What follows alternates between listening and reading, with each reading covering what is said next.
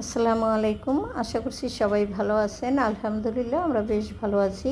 নতুন আরও একটি ভিডিও নিয়ে আসলাম। আশা করছি শেষ পর্যন্ত দেখবেন, ভালো লাগবে।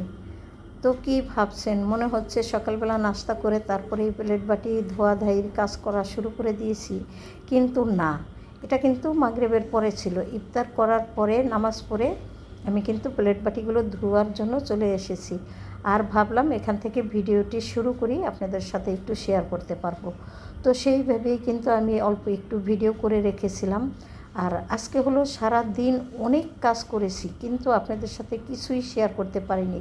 আপনারা তো জানেন রোজার আগে যেভাবে রোজার প্রস্তুতি নিতে হয়, কাজকর্ম সেরে একবারে গুছগাছ করে, আবার কিন্তু ঈদের আগে একটা ওইভাবে গুছগাছ বা ধোয়া মোছা বা যাই বলেন না কেন, সমস্ত সব কাজ কিন্তু আবার নতুন করে করতে হয়।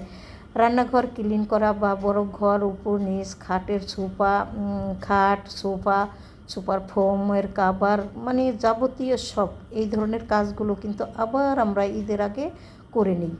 আর ফ্যান হইতে শুরু করে ফ্রিজ, আবার মানে যাবতীয় কাজ। তবে সেই রকম অনেক কাজ আমি আজকে সারা দিন করেছি, কিছু আপনাদের সাথে শেয়ার করতে পারিনি। তারও একটা কারণ আছে, কেননা আমার ভিডিও ধরার মতো কিন্তু কেউ নেই। আমি একাই হাতে সমস্ত সব কিছু করি। আর সেই সাথে হলো ভিডিও ধরে কাজ করতে গেলে কিন্তু অনেকটা সময় লেগে যায়, আর কাজে অনেক পিছনে পড়ে যাই। আপনারা সবাই জানেন রোজার মাসে সবাই কিন্তু চায় একটু নামাজ কালামটা বেশি প্রাধান্য দিতে। তো সেই হিসাবে আমিও কিন্তু সেই কাজটাই করি। যত কাজই আমি করি না কেন, 2-1.5টার ভিতরে আমার সমস্ত কাজ শেষ করা চাই। কেননা আমি গোসল করব, অজু করব, নামাজ পড়ব, এটা হচ্ছে আমার মেন উদ্দেশ্য। আর যদি এইভাবে সব সময় আপনাদের সাথে ভিডিও ধরে কাজ করতে যাই, তাহলে কিন্তু আমার নামাজ কালাম একটু ঢিলামি হয়ে যায়। আর সেই কারণে আমি দিনের বেলা ওইভাবে ভিডিও করতে চাই না বা করিও না। যখন একটু সুযোগ সুবিধা পাই তখন একটু ভিডিও করে রাখি। যাই হোক, এখানে দেখতেই পাচ্ছেন অনেকগুলো কচু শাক ধুয়ে নিলাম। ওই দিন কিন্তু আমি নিজে বাজারে গিয়ে কচু শাকগুলো এনেছিলাম, আর সাথে এনেছিলাম কুচু চিংড়ি। সেই সাথে তো বড় চিংড়ি এনেছি, দেখেছেন। তো আজকে ভাবছি কচু শাক দিয়ে কুচু চিংড়িটা রান্না করব। এদিক থেকে আমি কিন্তু শাকগুলো ধুয়ে সেদ্ধ বসিয়ে দিয়েছি। এখানে আমি লবণ কিছুই দিইনি, শুধু কচু শাকটা সেদ্ধ করে নিব, তারপরে পানিগুলো ফেলে সেঁকে নেব। আর এই যে অফ ক্যামেরা থেকে আমি কিন্তু চিংড়ি মাছ কেটে আবার খুব সুন্দর করে বেটেও নিয়েছি, ঝুকা যাকে বলে, মানে মাছের লেজ মাথা। এই দিয়ে আমি হলো আজকে কচু শাক রান্না করব। তো কচু শাকে তো বেশি করে রসুন দিতে হয়। আমি কিন্তু শুকনো মরিচ ফোড়ন দিয়ে বেশ কিছু রসুন এবং সেই সাথে কাঁচামরিচ আর সামান্য একটু পেঁয়াজ দিয়ে দিলাম।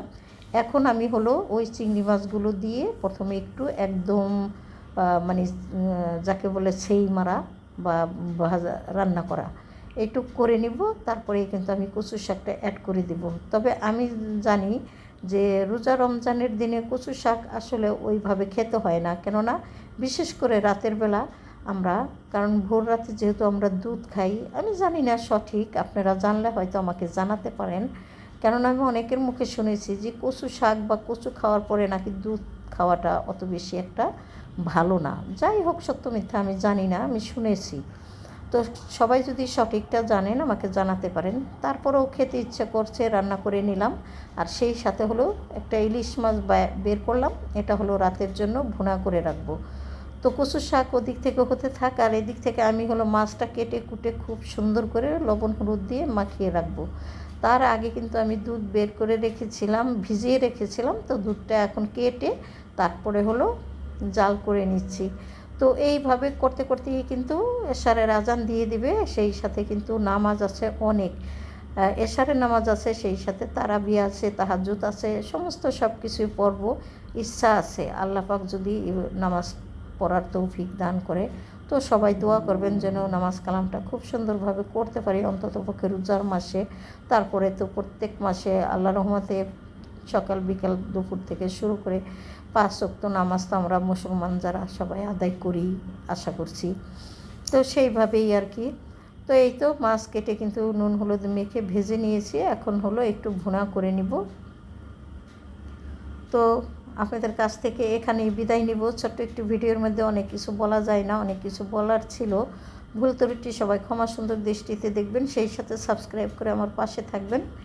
আল্লাহ হাফেজ, আসসালামু আলাইকুম।